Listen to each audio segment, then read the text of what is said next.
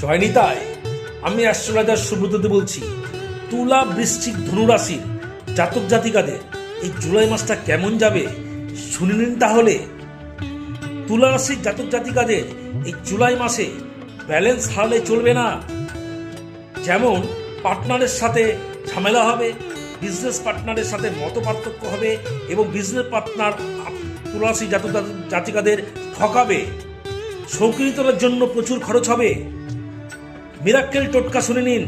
শুক্রবার সাদা মিষ্টি কোনো কুমারী মেয়েকে খাওয়ান, শুক্র তুঙ্গ হবে, সম্পর্ক জুড়বে। কমেন্টে শ্রী লক্ষ্মী নম লিখতে ভুলবেন না যেন। বৃশ্চিক রাশির জাতক জাতিকাদের নিজের রাগ হচ্ছে তোমাদের শত্রু। চুপ থাকলে সর্বদিকে জয় হবে। হঠাৎ সার্জারি বা রক্তপাতের সম্ভাবনা আছে। এছাড়া পুলিশ কোর্ট মামলা মোকদ্দমা হতে পারে। গুপ্ত শত্রু বৃদ্ধি পাবে। এই সব দিক থেকে মুক্তি পাওয়ার জন্য মিরাক্কেল টোটকা আমি একটা বলছি, সেটি হচ্ছে মঙ্গলবার হনুমানজির লেজে সিঁদুর দিয়ে কপালে লাগান। মঙ্গল ঠান্ডা হবে, সমস্ত ঝুটঝামেলা কেটে যাবে। কমেন্টে অবশ্যই জয় বজরাং বলি কি জয় লিখতে ভুলবেন না যেন। ধনুরাশি জাতক জাতিকাদের ভাগ্য এই জুলাই মাসে ধনুকের মতো বেঁকে যাবে।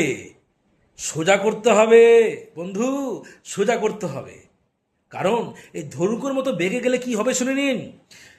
বিভিন্ন রকম পড়াশোনায় বাধা আসবে, বিভিন্ন পড়াশোনা বা চাকরি বাকরি সার্টিফিকেট আটকে যাবে এবং বড় ভাইয়ের সাথে মত পার্থক্য হবে বা দূরত্ব বজায় হবে এবং লিভারের সমস্যা হতে পারে। যাই হোক, এই সব জায়গা থেকে মুক্তি পাওয়ার জন্য বৃহস্পতিবার হলুদ সুতোয় 5টা গিট দিয়ে ডানাতে লাগান। বৃহস্পতি একদম সোজা হয়ে যাবে, ভাগ্য খুলে যাবে আপনাদের। কমেন্টে অবশ্যই ওম গুরুবে নমঃ লিখতে ভুলবেন না যেন। ভালো থাকুন, সুস্থ থাকুন। রাধারানী সবার মঙ্গল করুক। রাধে রাধে।